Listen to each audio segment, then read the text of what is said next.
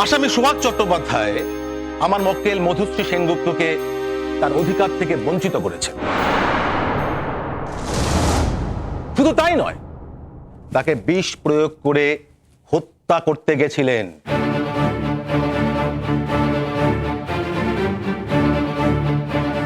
এবং তার সন্তানকে হত্যার অভিযোগে অভিযুক্ত। আর এই অভিযোগের সত্যতায় বিচার সভায় প্রমাণ করার জন্য আমি আপনার কাছে অনুমতি চাইছি সোহাগ চট্টোপাধ্যায়ের বক্তব্য নথিভুক্ত করার জন্য, এবং আমি তাকে ইন্টারোগেট করতে চাই। অনুমতি দেয়া হলো।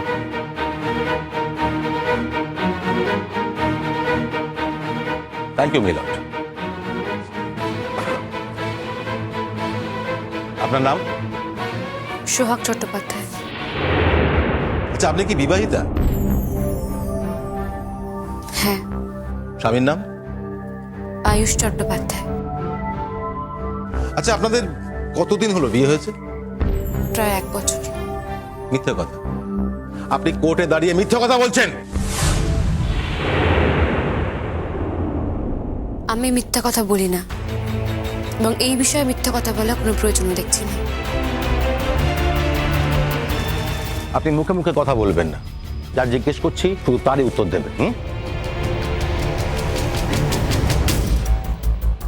উত্তর দেওয়ার দায় আমার, কিন্তু সেই উত্তরে আপনি সন্তুষ্ট হচ্ছেন কিনা তা দেখার দায় আমার নয়।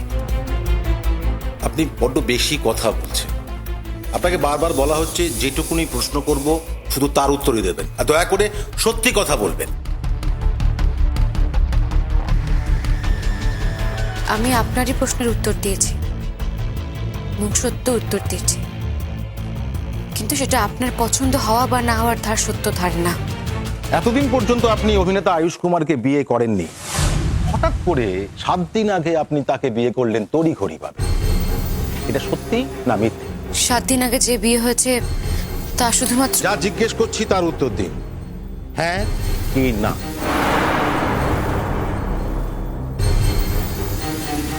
বলছি তো, 7 দিন আগের বিয়েটা... আপনি আবার প্রশ্নের বাইরে কথা বলছেন।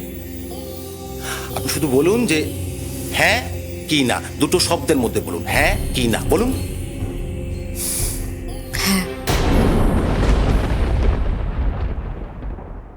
Point to be noted sir. মাত্র 7 দিন আগে আয়ুষ কুমারের সঙ্গে এনার বিবাহ হয়েছে। সেই বিয়েটা ছিল উদ্দেশ্য প্রণোদিত, সে কথা পরে আসছি।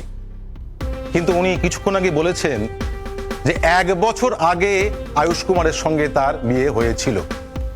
আর ঠিক 2 মিনিট পর উনি বলছেন, নিজে মুখে স্বীকার করছেন যে 7 দিন আগে বিয়ে হয়েছিল।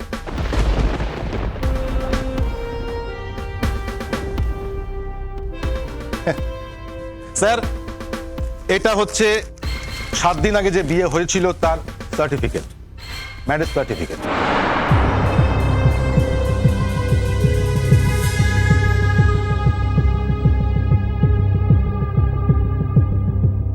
স্যার, যে কোনো মানুষের জীবনে বিয়ে একটা পবিত্র ঘটনা। আমাদের দেশের মেয়েরা বিয়েকে, স্বামীকে, এই ব্যাপারগুলোকে ভীষণ স্পর্শকাতর বলে মনে করে।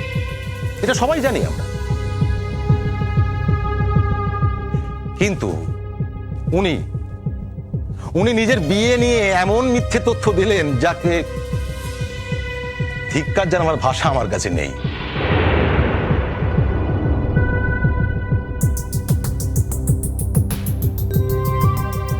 স্যার, আমি এবার প্রমাণ করতে চাই এই বিয়েটা মিথ্যে। এই বিয়েটার কোনো ভ্যালিড নয়।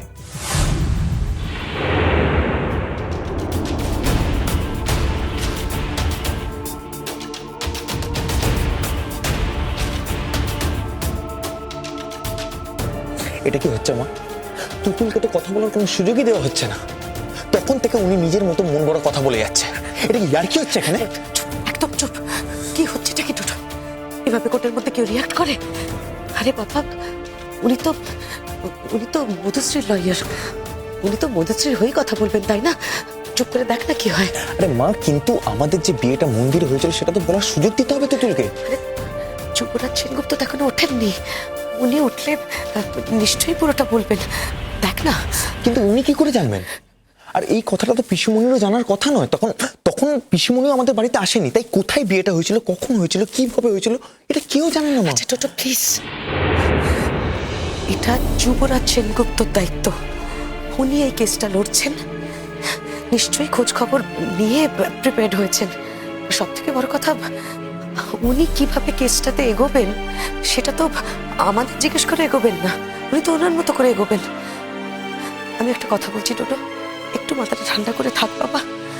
আর প্রত্যেকটা কথা তুই না খুব মন দিয়ে শোন, তোর জন্য প্রত্যেকটা কথাটা শোনাটা খুব দরকারি।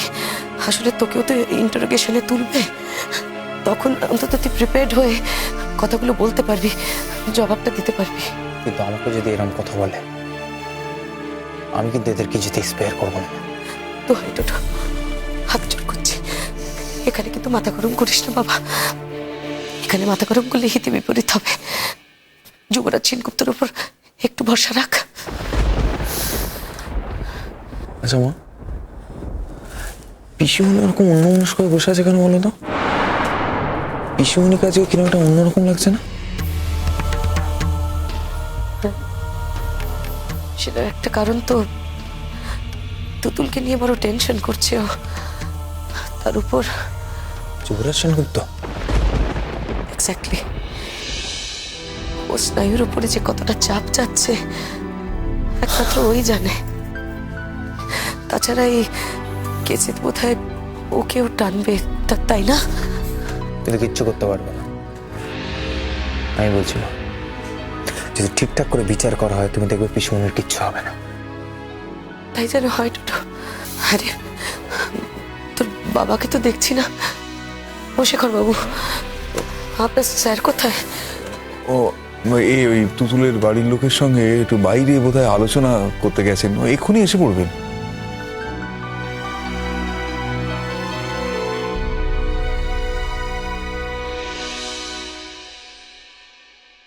মা, তুতুলের চেহারাটা কিরকম খারাপ হয়ে গেছে দেখেছো?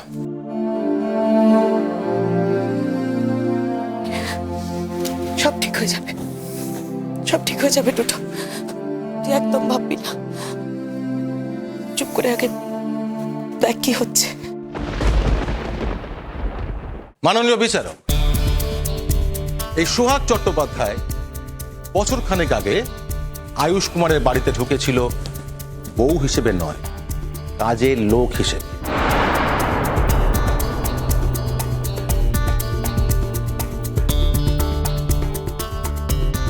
তখন আয়ুষ কুমার আর মধুশ্রী দেবীর বিয়ের সমস্ত ব্যবস্থা একেবারে পাকা।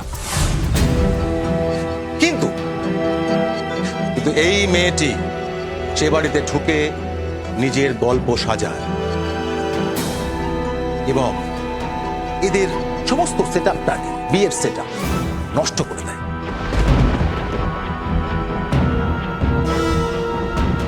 শুধু তাই নয়, এই মেয়েটি সোহাগ চট্টোপাধ্যায় আয়ুষ কুমার আর মধুশ্রী দেবীর মাঝখানে, ওদের মিলনের মাঝখানে বাধা হয়ে দাঁড়ায়। শুধু তাই নয়, ওদের দুজনের আশীর্বাদ হয়ে যাওয়ার পরেও মধুশ্রীকে তীব্র যন্ত্রণা দিয়ে এই মেয়েটি ওদের দুজনকে আলাদা করে দেয়।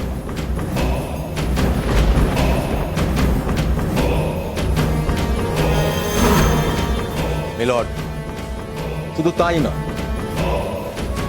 মধুশ্রী যখন অন্তঃসত্ত্বা ছিলেন, তাকে বিষ প্রয়োগ করে হত্যার চেষ্টা করেছিলেন এই সোহাগ।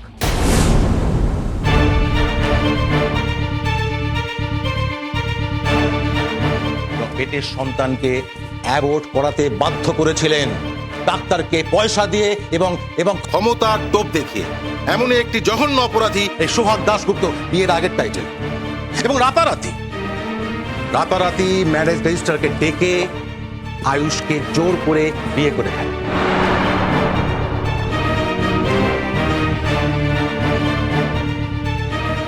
এবং এর ফলে আমার মক্কেল মধুশ্রী দেবী তীব্র শারীরিক এবং মানসিক অসুস্থতার ফলে তিলে তিলে মৃত্যুর দিকে এগিয়ে যাচ্ছেন। মিলর্ড, মিলর্ড, মধুশ্রী দেবীর প্রেগনেন্সি রিপোর্ট।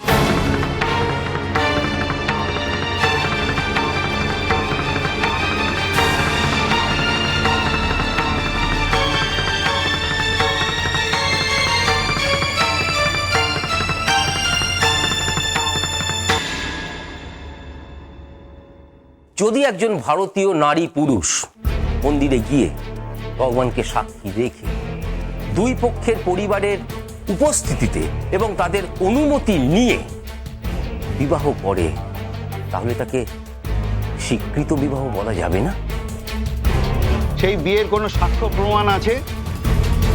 দুই পরিবারের লোক ছাড়া তৃতীয় কোনো ব্যক্তি যিনি ওই অনুষ্ঠানে উপস্থিত ছিলেন? অবশ্যই আছে মাই লর্ড।